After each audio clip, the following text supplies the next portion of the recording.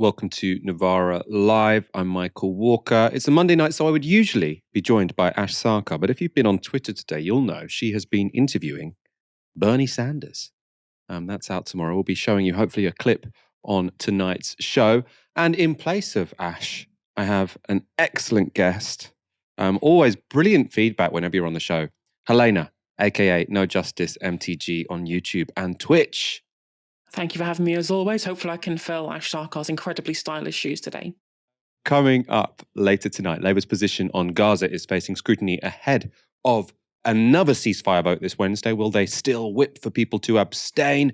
We look at some of the latest developments from Gaza and a terrifying warning from Benny Gantz, so a member of the War Cabinet. And Labour are proposing Citzens Assemblies. Are they a good idea or just another gimmick? For the second time this year, Israel is in the dock at The Hague. For the next week, the International Court of Justice will be hearing evidence from representatives of 52 states over the legality of Israel's decades-long occupation of the Palestinian territories. Speaking first were representatives for Palestine. Their arguments began with Palestinian Foreign Minister Riyad al-Maliki giving this summary of what Israeli occupation has meant for Palestinians. This reality is known by every Palestinian, suffered by millions, generation after generation. It is a reality of the expulsion of the Palestinian people from their own land, not just during the 1948 Nakba, which led to the expulsion of up to 900,000 Palestinians, not just the expulsion of more than 400,000 Palestinians in 1967, but continually, including now, as I address you at this very moment, it is the indiscriminate maiming and killing of Palestinians. It means you can spend the entirety of your life as a refugee, denied your dignity and your right to return home. It means your life and family, your community and home are under constant threat. Your loved ones can be taken away and thrown in an Israeli jail, held there indefinitely. Your land can be stolen, colonized, and annexed without hesitation. Freedom is nowhere to be found. There is no safe haven. It means discrimination everywhere and no justice anywhere. It is a reality where Israel can destroy Gaza, killing tens of thousands of Palestinians, almost half of them children, leaving 1 million children starved, terrorized, and traumatized for life, orphaned of a mother, a father, or both, amputated and disabled, leaving nearly 2 million people displaced and desperate with nowhere to shelter from the onslaught. This case being heard isn't connected to the genocide case brought by South Africa in January. There, the court ordered that Israel had to do everything in its power to prevent a genocide in Gaza. It's an order, of course, that Israel doesn't appear to be taking very seriously. This case, which is on the legality of the occupation, was sent to the ICJ before the start of this war, and it was referred to the court by the UN General Assembly. Now, they've asked the court to issue an advisory opinion on whether Israel's continued occupation of the Palestinian territories is legal. An advisory opinion, as the name suggests, is not legally binding, but rather informs future debates and decisions in the UN. So what would make an occupation illegal? Well, to be legal, an occupation has to be temporary, and Israel has already occupied the Palestinian territories for 56 years. Paul Riker was one of the lawyers for Israel speaking at the ICJ. The applicable rule of law is straightforward. As Pictet wrote in 1958, occupation is essentially a temporary situation. This remains the law. Occupation can only be a temporary state of affairs. A permanent occupation is a legal oxymoron. Mr. President, what makes Israel's ongoing occupation of the Palestinian territory unlawful is precisely its permanent character. Reichler pointed to 4 pieces of evidence that he said showed Israel's occupation is permanent.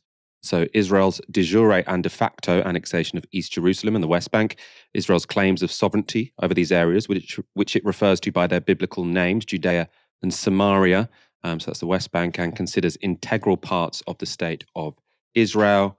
Israel's establishment of hundreds of settlements in East Jerusalem and the West Bank, with over 700,000 Israeli settlers who have been promised by successive Israeli governments that they will never be uprooted, and the multitude of official statements and documents that openly declare Israel's intention to incorporate all the occupied territory east of the Green Line into the state of Israel as a permanent part of a single Jewish state extending from the Jordan River to the Mediterranean Sea. Of course, I'm no lawyer, but this seems to me to be a bit of a slam dunk case, right? The idea that an occupation is temporary, and when Israel is actively moving settlers into that area and has been doing so for the past 4 decades and says it is all part of a greater Israel. I mean, this doesn't seem like it should be a particularly difficult case to adjudicate. Of course, permanent occupation isn't only illegal, it also denies Palestinians their fundamental rights. Now, the right of the Palestinian people to self-determination is one that has been repeatedly affirmed by the UN Security Council, the General Assembly, and the ICJ itself. Lawyer Philippe Sands argued that Israel's occupation prevents Palestinians from exercising that right. The violation of Palestine's exercise of the right to self-determination is manifest and it is gross. In summary, Israel has arrogated to itself the right to decide who owns Palestinian land, who may live on it, and how it is to be used. On Israel's approach, it decides on the use of resources and allocations of benefits. On Israel's approach, it decides whether Palestinians remain or return. On Israel's approach, it decides how, if at all, Palestinians may meet, trade, teach, worship, live, love. And Israel wants more. Its current Prime Minister and government celebrate the denial of Palestinian exercise of self-determination, of sovereignty and statehood. They celebrate it. They claim a right to construct settlements in the Palestinian territory. And with pride, they speak of the power to frustrate the Oslo Accords and Palestinian statehood, the ultimate expression of the right of self-determination. The court is likely to take several months to come to a view about the legality of Israel's occupation of Palestine. But even if they do advise that the occupation is illegal, it's not obvious what difference that will make. In 2004, the UN asked the court to issue an advisory opinion over the legality of Israel's West Bank barrier. That's a 440-kilometre wall penning Palestinians into the West Bank. Now, the ICJ found that the wall violated international law because it was mainly built within the West Bank. It was built on Palestinian territory and therefore amounted to de facto annexation. Israel was ordered to take down the wall and compensate Palestinians for the damage it had caused, or it was recommended that Israel do those things. But Israel ignored that advice. No one has forced them to follow that advice, and the wall still stands 20 years later. So what's the point of this latest case? Palestinian envoy to the UN, Riyad Mansour, said this about its importance. The state of Palestine appeals to this court to guide the international community in upholding international law, ending injustice, and achieving a just and lasting peace. To guide us towards a future in which Palestinian children are treated as children.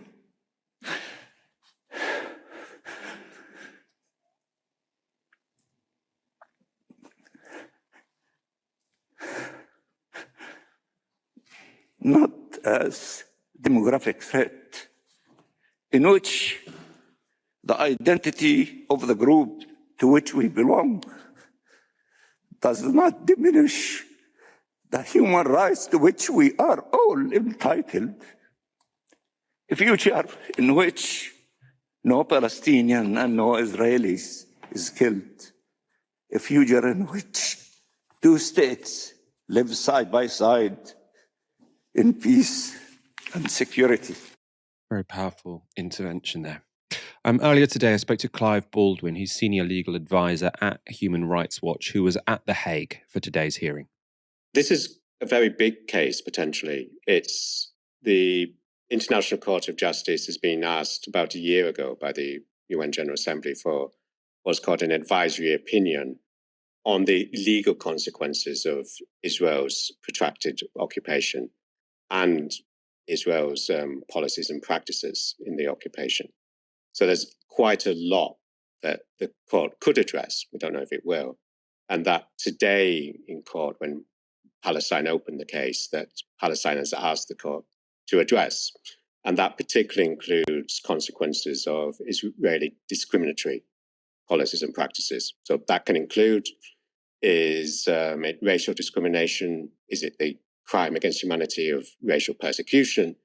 And rather big one, is it the crime against humanity of apartheid? And that is something Palestine has asked the court to address. Probably other states that will speak in the rest of the week will do as well. So that will be one of the issues that a lot of people, including my organization, will be following very carefully. So that comes into it because it would have an effect on whether or not the occupation is legal or illegal, depending on whether or not you decide, or whether or not the court decides that South Africa slipped the tongue there, that Israel is committing apartheid in this situation. If they're committing apartheid, would that make the occupation less legal? If you see what I'm sort of asking here. If Israel is committing the crime against humanity of apartheid, it's a crime against humanity, and therefore anything connected with that crime would be unlawful. Is that this court hearing, I mean, the court will probably rule on whether the occupation is unlawful or not, but it could rule on a lot of other related issues as well, related to the occupation. Another important issue in human rights is whatever it says about the occupation, that it makes very clear that the laws is called international humanitarian law, the law of occupation, that protects Palestinians in the occupation, that continues to apply. For example, that settlements are stated to be clearly unlawful and actually they're a war crime. And that you don't say, well, the occupation is unlawful and therefore no laws apply. But also that basic human rights apply to Palestinians, whoever is actually controlling them, whoever is the de facto government, something a lot of us have been saying for a while. And also that some of these international crimes apply. I mentioned apartheid, but also the war crime of settlements, which is actually the transfer of civilians by the occupier into an occupied territory. So the transfer of Israeli civilians as settlers. Now, that's a war crime, and this court could make that really clear and say, this is what this means. That's very helpful. I think I was sort of under the impression that this was a yes-no question. Is the occupation legal or illegal? And that's sort of all they had to decide. But as you're saying, they could make judgments on lots of aspects of the occupation. That's very helpful. Thank you. Why are there so many countries involved? And there are 52 countries, I think, involved in this case, which, as I understand, is the most countries that have ever been involved in a case at the ICJ before. What's going on there? Yeah, as you said, it's a record in the nearly 80-year history of the International Court of Justice. So 52 states will speak this week, starting with Palestine today. South Africa will be next tomorrow. 3 international organizations, the African Union, the League of Arab States, the OIC, the Islamic Grouping of States. And it is a record because a very large number of states are more interested in international law and how it can be upheld by organizations like the ICJ. And what's been particularly important is we've been seeing some leadership by some states from the global south. So we're expecting strong statements this week from South Africa and Namibia, almost certainly speaking about the crime of apartheid, which they have strong authority to speak on. Indonesia will almost certainly make a strong intervention. Other states may as well. United States and the United Kingdom, maybe France, they're all due to intervene. We'll see what they speak on. It's very unlikely to be strong on human rights in these cases. But this record number shows the great interest, and the great interest in that, these continuing violations of very basic, in some cases, international law, in this case by Israel, in the occupation matters. But it also shows the way international law is being changed. The last ruling, advisory opinion by this International Court of Justice, was about the islands in Chagos in the Indian Ocean, which is US and the UK forcibly deported the entire population. We say it's an ongoing colonial crime. In that case, the ICJ itself showed that states in the global south are taking on, saying this law, which has often been applied just to countries in the global south, should be applied to countries in the global north as well on the same standards. We've said 52 states are involved in this case. Israel aren't one of them. So Israel aren't giving evidence in this particular hearing. They did sort of intervene and give evidence, or they defended themselves, I suppose, in the genocide case that South Africa brought to the ICJ. Why the difference between these two cases? We have to ask the Israeli government that. It's difficult to understand the legal tactics. Israel's made a written submission. Those written submissions by states, and that's, I think, a few more, 50-something have made them, they'll become public this week, and they were made some months ago, so we can see what Israel's saying there. Why they chose not to participate, it may be because I think Netanyahu today has again denounced the International Court of Justice and its legitimacy. But it's still difficult to participate in the court hearings and then claim they're not legitimate when you don't like the result. And it also shows that, assume if Israel had participated, like Palestine, they would have been given 3 hours to put forward their case. As it was, without participating, it's Palestine that has 3 hours to set the tone of the week. In terms of the 52 countries giving evidence, and they'll be giving evidence sort of one by one throughout the week, should we understand this as countries having picked teams? So it will be the case that basically the United States is standing up and arguing for Israel, and then Indonesia is standing up and arguing for Palestine. Is that what we're looking at here? The 52 states, some may be taking clear sides, although what they're arguing for is actually an advisory opinion on the law and the legal consequences. And although it's not technically binding, it can have a lot of strong effect, even say moral impact, but also that when the International Court of Justice, the World Court, says something is the law, other courts have to follow. And again, one of the clear demands by the General Assembly, and which Palestine repeated today, is that the court makes clear what the legal consequences are for all states and the UN of dealing with Israel's continuing violations of international law in the occupation.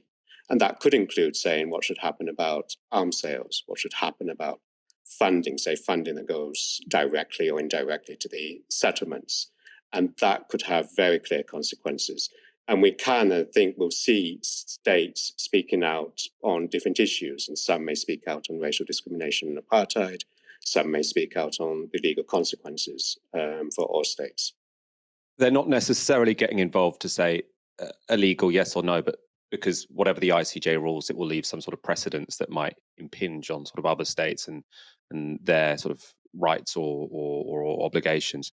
Finally, I suppose a cynic or a skeptic might say, we've been here before. There was an ICJ ruling in 2004 which found that the separation wall, which Israel has put up, well, I say between Israel and the occupied territories, but one of the reasons it was ruled as illegal by the ICJ is because most of it's situated within Palestinian territory. So they judged that to be illegal in part because it was, they said it amounts to de facto annexation. But as people will probably know, that wall still very much stands. So that wall has been illegal in the eyes of the ICJ for 20 years, but there doesn't seem to have been many consequences for that advisory opinion as it was back then. Why would this be any different this time around? It depends what the court says, how it says it, and then what people can make of it. Say, if the court says something clear, like states should not supply arms to Israel that could be used in unlawful activities, then it will be for domestic states, domestic courts to try to stop those arms sales, as a Dutch court just ruled about Dutch arms sales to Israel. The last advisory opinion by this court was on Chagos, as I mentioned. Though it was an advisory opinion, in the last year or so, the UK government has felt under an obligation to enter into negotiations about Mauritius on the future of Chagos because of the result of that opinion and the isolation the UK government then had in the UN and the UN General Assembly. So it's really not just what states do this week, but what they do in the coming months and with the outcome of the court, which will probably be in a few months.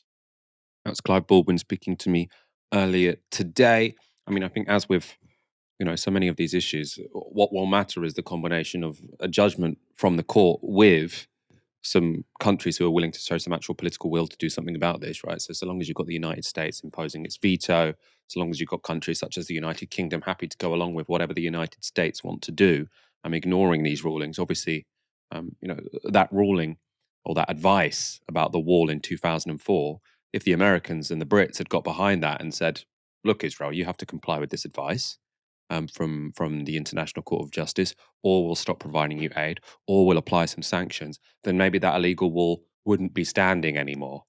And it really is worth sort of going on, Google it or whatever. And if you look at the route that the wall takes, the separation wall takes, it's got all of these little squiggles in it, which are just carving out huge areas of the West Bank, which is why it's de facto annexation, because it's essentially, it's like if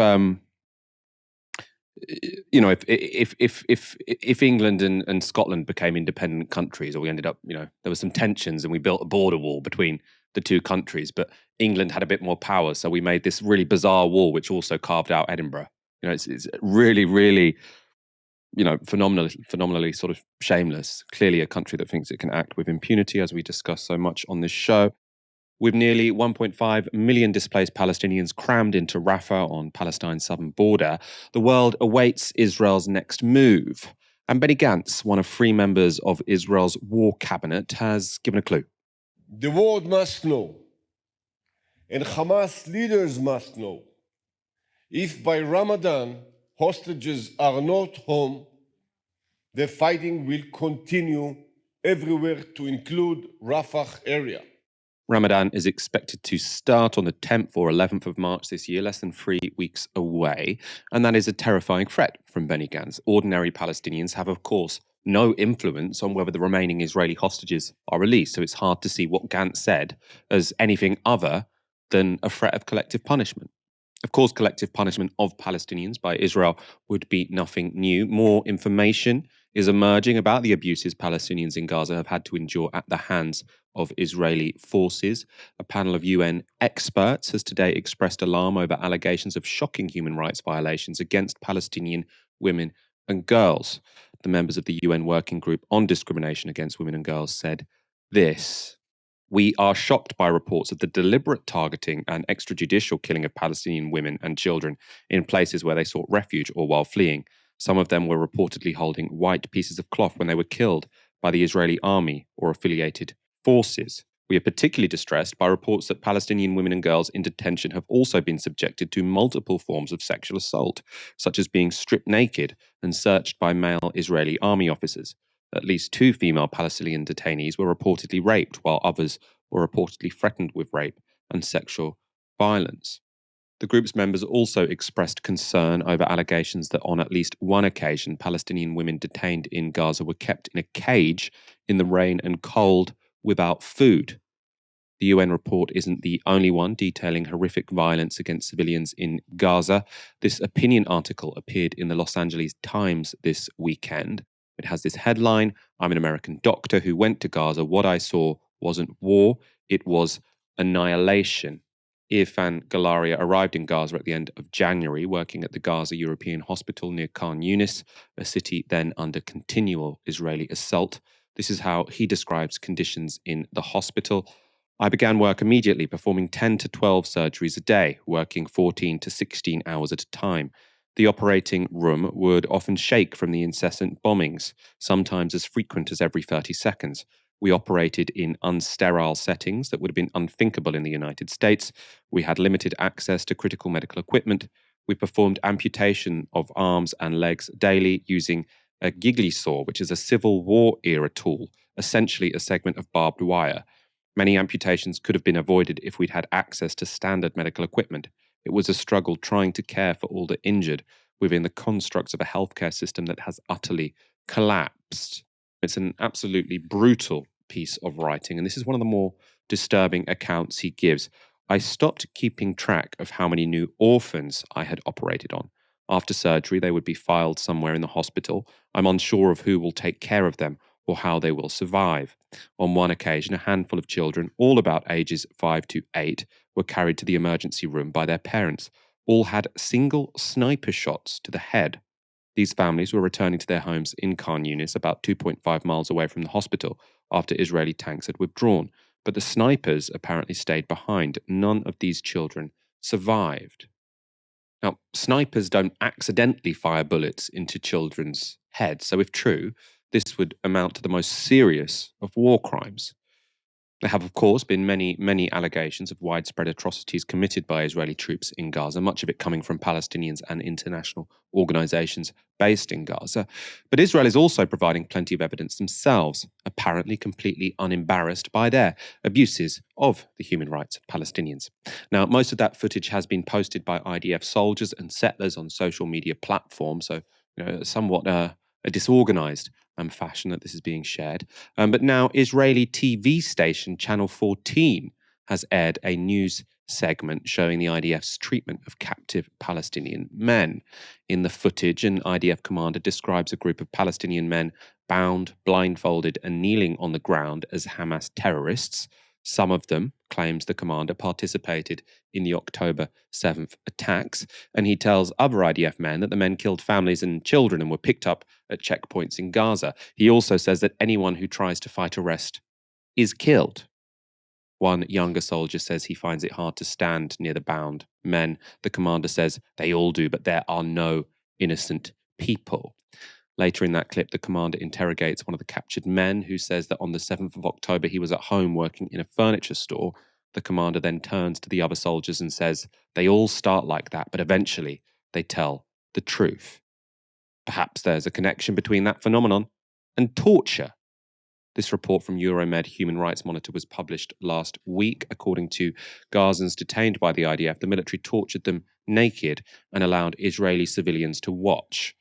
The report is based on multiple reports from former detainees held in 2 different detention camps on the border of the Gaza Strip.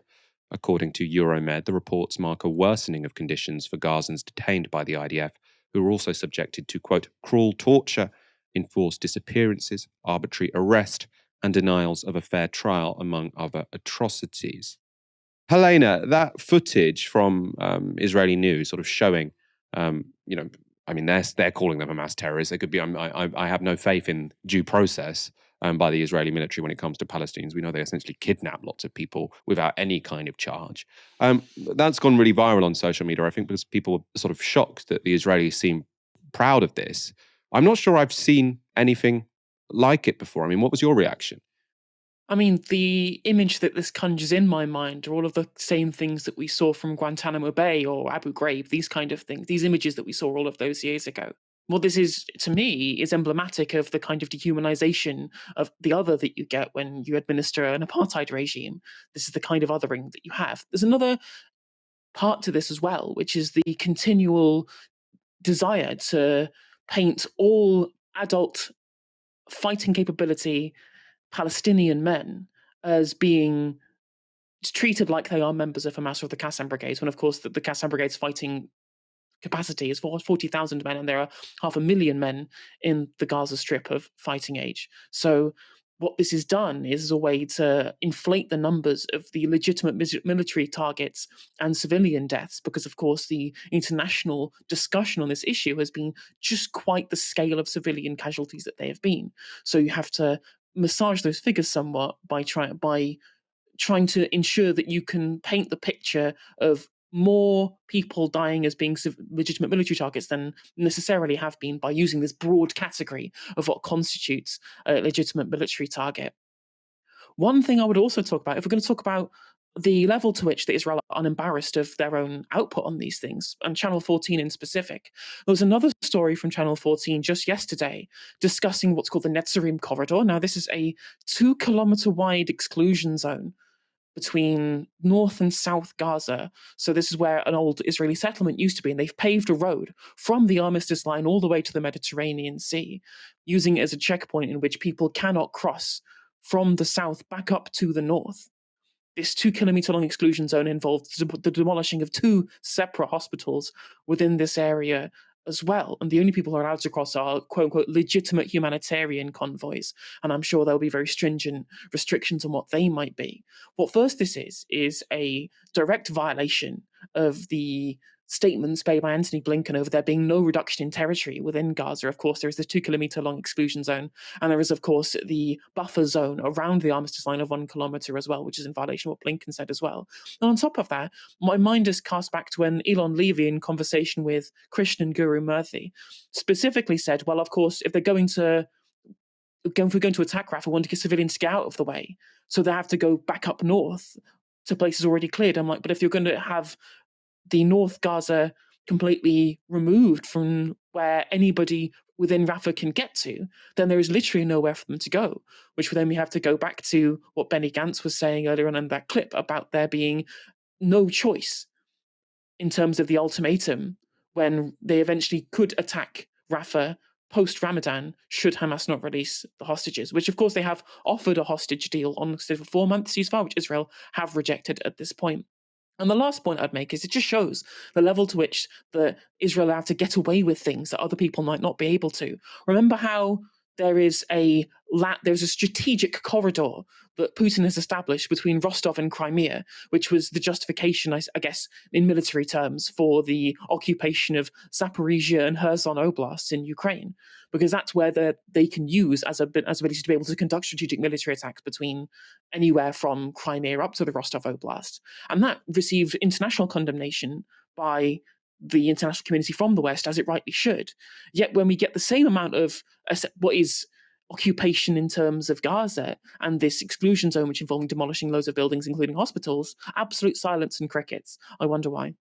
Is this man the most successful lobbyist in Britain? True democracy is citizen-led.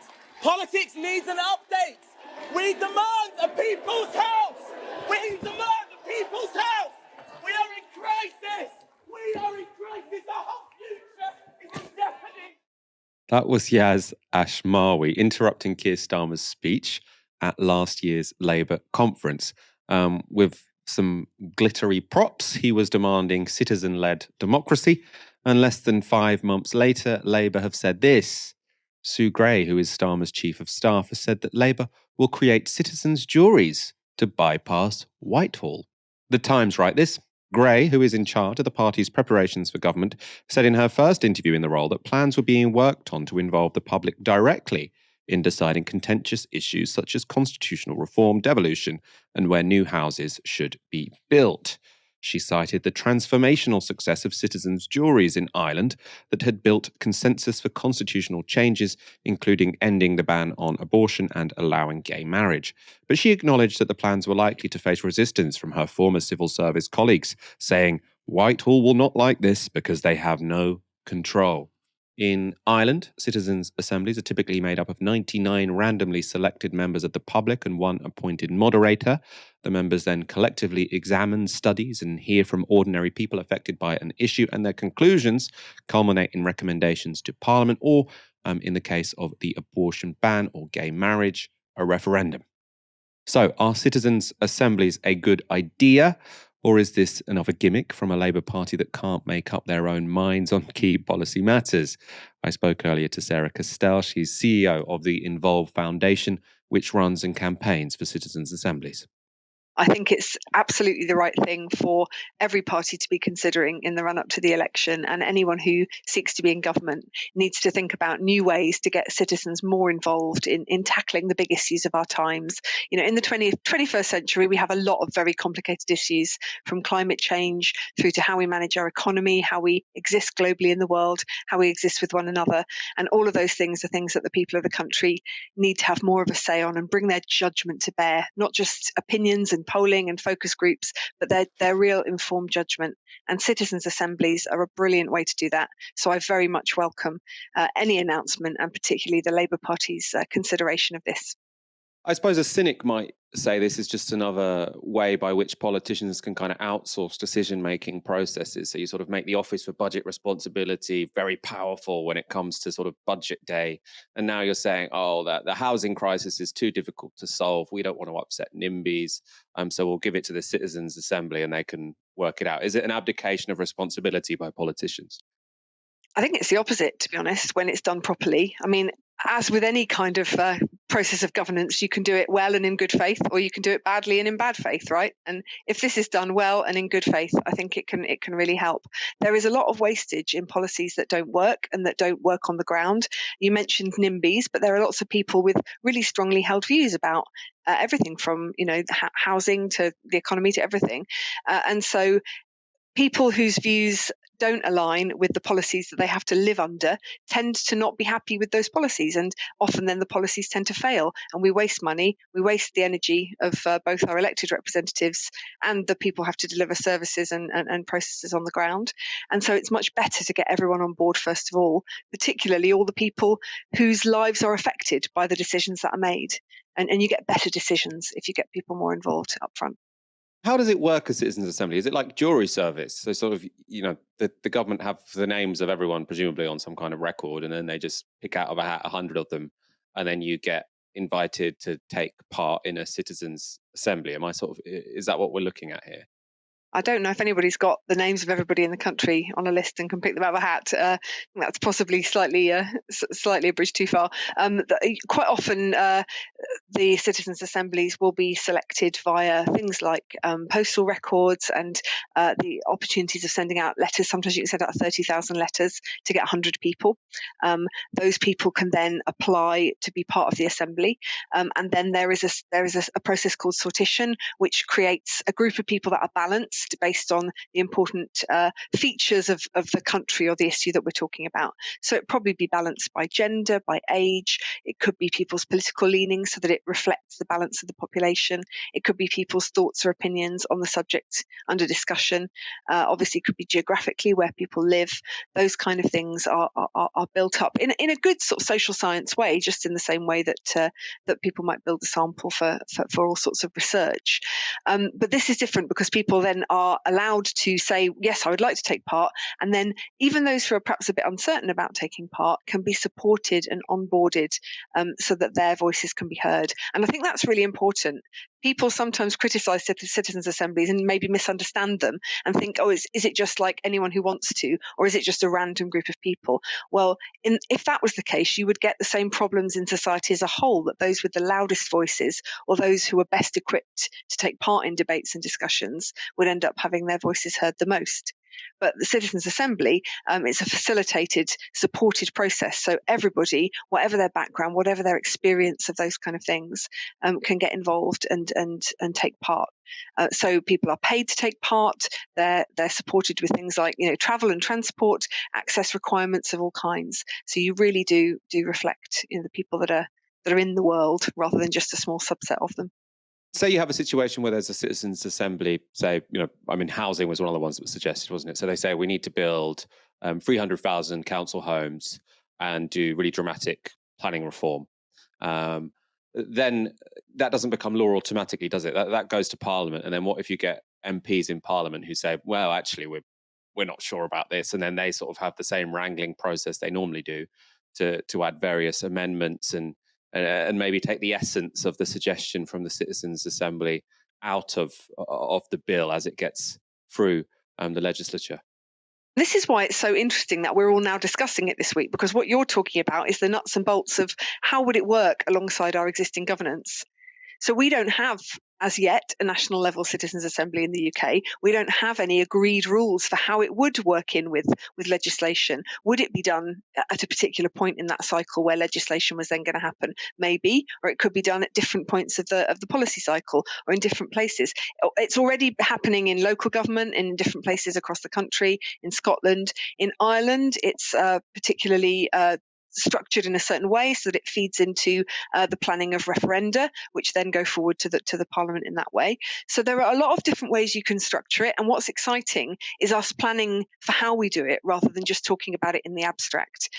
So to your question about could MPs overturn it, well, if it was done properly and it was put in with the right kind of question and a question that was actually genuinely helpful to MPs, there would be nothing, as it were, to overturn. It would be a set of recommendations to a process that was legitimately and genuinely on the table for discussion, and the public's views would be one of the inputs that MPs would take into account.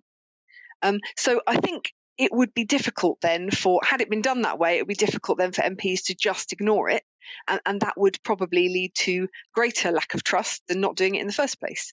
So this comes back to what I'm saying about it's got to be done properly, it's got to be done in good faith, and if it is, then the rewards are potentially immense.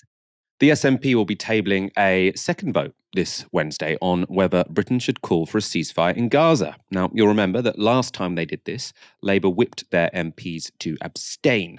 So what about this time around? Well, at Scottish Labour conference, Keir Starmer did seem to have changed his tune. An end to the fighting, not just now, not just for a pause, but permanently. A ceasefire that lasts. Conference, that is what must happen now. The fighting must stop now. That was Keir Starmer getting a very big round of applause for deciding 30,000 dead Palestinians was probably enough. But would it mean Labour would vote for the SNP motion? This was Shadow Foreign Secretary David Lammy on the BBC. I haven't seen the motion. It's not yet put down. We will scrutinise that motion, as is our way in Parliament. That will come in on Monday, I suspect, Tuesday, and we will take it from there. But look, let us be clear. Yes, we will have a vote in Parliament this week, but it's not that vote that will bring about a ceasefire. It's the diplomatic action. It's Hamas. It's Benjamin Netanyahu. It's Partners for Peace saying the fighting must now stop. David Lammy, the motion's actually been published already, and we've got it here. The SNP motion says this House calls for an immediate ceasefire in Gaza and Israel. It notes with shock and distress that the death toll has now risen beyond 28,000. That is the motion. It is crystal clear. Will Labour vote for it? Well, look, I've seen that swirling around social media, but that's not a motion. That's just a form of words swirling around social media. And I don't think that was the entirety that you read out. That's not a motion, that's just a form of words swirling around social media. Well, do you agree with it? Right? It's actually pretty basic. We demand an immediate ceasefire in Gaza right now. That's the question at hand. I think it's important to note here because Starmer said in that speech, we want a ceasefire, we want a lasting ceasefire now. And he's a very loyally person. And the more words you add before ceasefire, actually, the weaker the demand becomes. Because if you say, I want a ceasefire now, then okay, ceasefire now. If you say, I want a lasting ceasefire now, then the Israelis can say, I mean, obviously, the Israelis don't have to respond to this motion anyway, but how sort of this kind of thing works. The Israelis can say, in theory, oh, yes, we would like a lasting ceasefire now, but Hamas aren't offering us a lasting ceasefire because they'll say the only way to get a lasting ceasefire is to completely destroy Hamas. So a ceasefire now is a powerful demand. A lasting ceasefire now is not, because it gives you all of this wiggle room. And what does Keir Starmer love? Wiggle room, right? Labour have still not confirmed whether they will vote for the SNP motion. Wes Streeting, though, did offer a new development this morning in terms of Labour's assessment of the war. every country in the world has a right to defend itself. But I think what we've seen are actions that go beyond reasonable self-defence and also call into question whether Israel has broken international law, and the ICJ are now investigating, and we take all of that seriously. What Keir has sought to do throughout the conflict is to work in lockstep with our allies and friends in the region. Countries like Jordan, Egypt, Qatar have huge agency in this conflict and have been doing an awful lot of diplomatic heavy lifting behind the scenes, as has the United States. And we've sought to conduct ourselves in the way that we would if we were in government. And lots of people are engaging with Labour on the basis that we could be the government later this year, including the world leaders that Keir met over the weekend in Munich at the Munich Security Conference. Has Israel gone too far? Well, I think objectively, yes. Israel has gone too far, and we see that with the disproportionate loss of innocent civilian life. The subtext there was that Labour now feel they can say Israel has gone too far because Joe Biden has now called Israel's war over the top, right? That's why there's all this talk of moving in lockstep with our allies. We won't do anything the Americans won't do, right? And Streeting says this is how Labour would govern. So no bold moves, and simply saying whatever the Americans do, we will agree with. It's a position without any principle. It's also taken Britain down some really dark roads before when it comes to foreign policy. And, I mean, as will be obvious to you, Labour do keep changing their position, probably because they're not driven by any principle. Now, an example, Wes Streeting said there in that interview that Labour take the ICJ ruling seriously. Well, this is what he said last month when asked about the ICJ. On Gaza, you rejected the idea of a ceasefire. The South Africans have gone to the International Court of Justice in pursuit of a ruling which would have that effect. David Cameron's told me this morning he thinks that's just wrong. Do you agree? I think it's a distraction from what needs to happen, which is the diplomatic heavy lifting to bring about an end to this conflict. So in January, the ICJ case was a distraction. Now Labour are taking it seriously. What changed? Right? Is there some material facts on the ground changed? Or has Labour now decided that its focus groups are suggesting, oh, maybe now is the time to take these charges seriously? I say focus groups. I think actually this has much more to do with sort of appealing to elites, right? Appealing to a foreign policy establishment, because as we know, ordinary voters want a ceasefire. Helena, how do you think Labour will vote this time around? Or how do you think the Labour Party will whip its MPs to vote on Wednesday when the SNP put its ceasefire motion forward?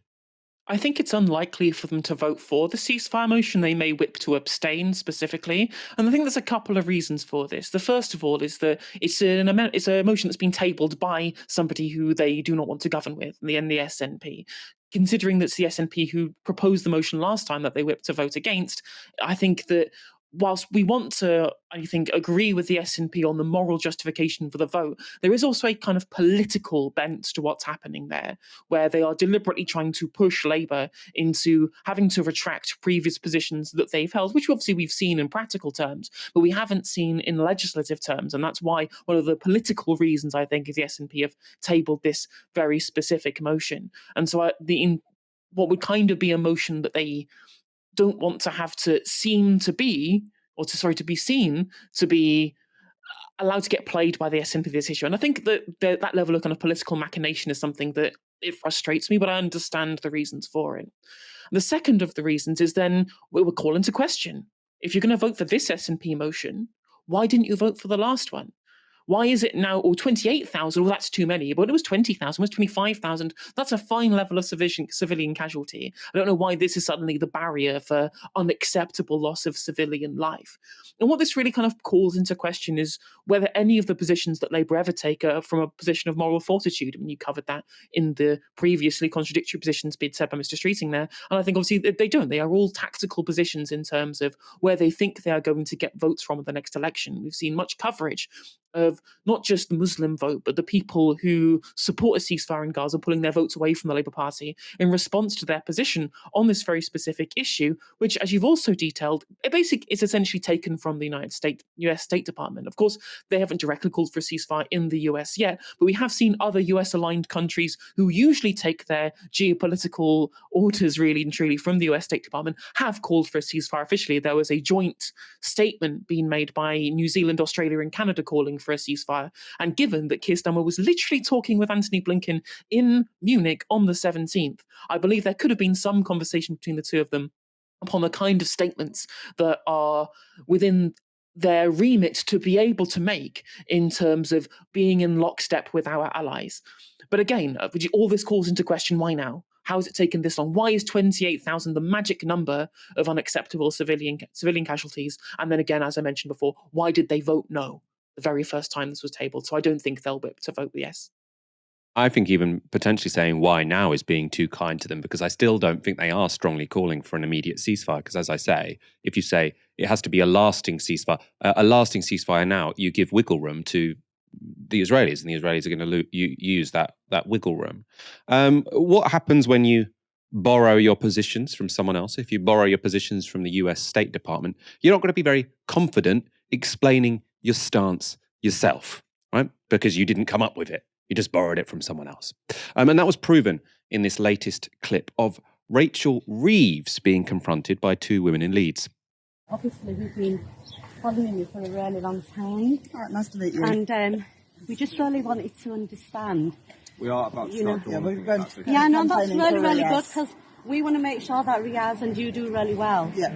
And it's really important to us that Labour wins this. Yeah, right. It's been a long time waiting. 14 years. The only thing is that we're really concerned, Rachel. What's your current position in respect of what's happening in Gaza at the moment? We should have this conversation separately. Well, we've tried to have this conversation, and you've not been available. Can we start the campaign session? So it doesn't work. We've tried, and it's not working. Are you in my constituency? We've tried through the mosques. Are you? Well, I've seen Arshad recently. Yeah. Are you in my constituency? I'm not, but I'm a part. I'm a Muslim, and I live in the UK, and I pay my taxes. You're with us. His office does speak to a wide range of constituents every week, and if you are a constituent, in fact, I was in touch with Arshad Katana last night. Is there a reason why you can't answer the question? Because I have a huge number of people contact me, and my surgeries are for constituents. So does that mean that every time a different person contacts you, you have a different answer? No, because we just simply want one answer. They're only simple questions. You've got to speak to people in the constituency. They are simple questions, right? I mean, it's just really pathetic, I think. Like, obviously, my position is different from the Labour Party's position, right? I think there should have been an immediate ceasefire back in October, right? This idea that this is a war by a state defending itself and trying to take out a terrorist organisation. Their words from the start have been clear. This is a war to try and take back a territory, right? To try and destroy any Palestinian hopes for statehood, right? They've been making those statements from the top of government this whole time. But, if I was Rachel Reeves, if I had chosen the wrong position, I would at least be able to argue for it, right? What you should have just said, yeah, of course, we all want to see a ceasefire. We all want to see no one dying. We're all horrified to see this, but what we want is a long-lasting peace, yada, yada, yada. The crap that you hear Keir Starmer say all the time. But she can't even do that. She's just like, I'm campaigning, why are you talking to me? The robot is somewhat malfunctioning. Like, you just speak like an ordinary human being for 2 minutes, right? You have some disagreements, and you say, look, I recognize we have a difference of opinion, but I've got to go campaigning now. You don't act as if the mere question, the mere idea that a member of the public could go up to a politician and politely ask them a question, that's suspicious. Book in with me in my constituency office. That's the only place I will have a conversation with another human being who isn't an advisor, or another politician, or someone at the Bank of England, or someone who runs a FTSE 100 company, right? Talking to ordinary people shouldn't be that scary, Rachel, right? Especially if you want to be the Chancellor. Amateurs. Before we go, we should play part of an interview coming out on our channel tomorrow with US Senator Bernie Sanders. My colleague Ash Sarkar sat down with him today and discussed the situation in Gaza. In your view, is what Israel is doing in Gaza a genocide? In my view, it is absolutely disgraceful, horrible, and I'm doing, as a United States Senator, everything I can to end it. And where I'm sitting is and I don't know how many people know this, every year the United States provides about $3.5 billion in military aid to Israel. On top of that, there is a bill. I was supposed to be here earlier. Couldn't come because a bill came up for not just all for Israel, $95 billion, including $14 billion for Israel. And I have led the opposition to that. I do not want to see the United States complicit in what Netanyahu and his right-wing lunatic friends are doing right now to the Palestinian people. So my job right now is to support what the United Nations is trying to do, have a humanitarian ceasefire, see if we can get the humanitarian aid immediately in there, and work out, as complex and difficult as it is, some type of long-term solution to what's going on there. But do you buy the South African case at the International Court of Justice that what Israel is doing in Gaza constitutes genocide or genocidal acts? I think, look, we can argue about definitions. It is horrible. Right now, 29,000 people have been killed, and some 70,000 have been injured. Some 65% of the housing units have been destroyed or damaged. And I am worried right now, and I almost wonder why I'm in the UK and not back in the US dealing with this stuff, is that we have hundreds of thousands of children are facing starvation. That's what I have to work on right now. But if one agrees that it is a genocide, it means that other states have a legal right and duty to prevent genocidal acts being carried out. But see, we can talk about that. But what does that mean in real terms? Right now, what I am trying to do is what I think is probably maybe, and I can do it because I'm a senator, you can't. Right now, maybe, if we tell Mr. Netanyahu that he's not getting a check for $10 billion more to continue his aggressive action, he and his right-wing friends may decide it is not a good idea to continue to do that. So that's where I am coming from. In addition to stopping the billions of dollars in military aid that Israel gets from the United States every year, would you back calls for a cultural, sporting, and economic boycott of Israel? I am nervous about economic boycotts of any country, to be honest with you. But right now, what people want to do, they can do what they want to do. But right now, again, my job as a United States Senator, and I'm kind of leading that effort in the Senate, is to tell Netanyahu that he is not going to get any more U.S. aid. Did you feel nervous about the boycott movement against apartheid South Africa? Was that a concern you had at the time? What I thought that as an apartheid state at that point, it was important to put pressure. But people can do as they want, and that's all. Do you think that it's right that British citizens and American citizens can go and fight in the IDF when, as you say, there are such profound humanitarian concerns in Gaza? Well, I think if British and American people want to do that, I suppose they have the right to do it. It's not something that I've really thought a whole lot about. Do you think they should have the right? Look, I think what the Israeli government doing now is horrible. And I'm not quite sure why people would want to be, part of that effort. Nobody's perfect, huh? I think it's important for us to say, oh, Bernie Sanders, complete idiot. I can't believe anyone ever had any faith in him and voted for him in the primaries. But I mean, that wasn't a particularly impressive interview, was it? I suppose it was very well done by Ash. I mean, impressive on her part. I suppose in his defense, maybe he's saying, my priority is to get this bill passed in the Senate to sort of limit military aid to Israel. I mean, that seems a bit of a lost cause anyway, but I mean, it's good, it's good he's trying to do that. And to build the biggest coalition possible, he needs to sort of sidestep the questions about genocide. But I mean, he should at least be able to say, I think, well, look, the ICJ have said there is a plausible chance of genocide. And yes, that does give an obligation on all states to try and prevent that. And he could have linked that, if he wanted, to his bill, his bill about limiting funding to Israel. By the way, a very important bill. I mean, very effective from Ash as well.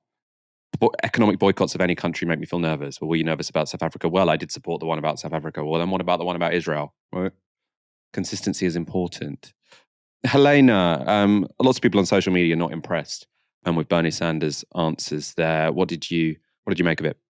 I think we're really coming up against the limits to what these allyships of convenience with bourgeois liberal parties the leftists have engaged in, how the efficacy of these. I think that Bernie Sanders has done really good work in pushing Biden's platform leftwards on a lot of economic issues, on macroeconomic policy specifically, and this allyship of convenience has been useful there. But foreign policy is this sacred cow that can never be touched in terms of moving liberal bourgeois parties, especially in the West, with it from a leftist framework. I don't think that's something that you can ever really do. And, if Bernie Sanders at any point of that interview was going to admit or acquiesce to any of Ash's questions there over the legitimate claims of genocide against the state of Israel in their military engagement in Gaza, he would have to admit that the party that he supports, that he caucuses with in the Senate, and who he always has done, even while sitting as an independent, who he tried to be the leader of and has allied with him ever since, would be the people who are funding and helping to facilitate that genocide.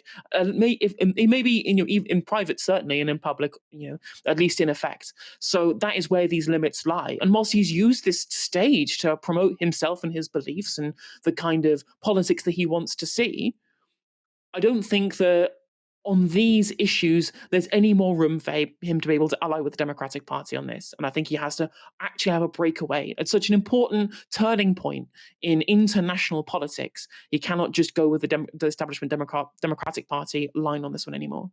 The full interview with Senator Sanders will be out tomorrow on our channel, so do look out for that. I've only seen that clip we've just shown you. I can't wait to watch the whole thing.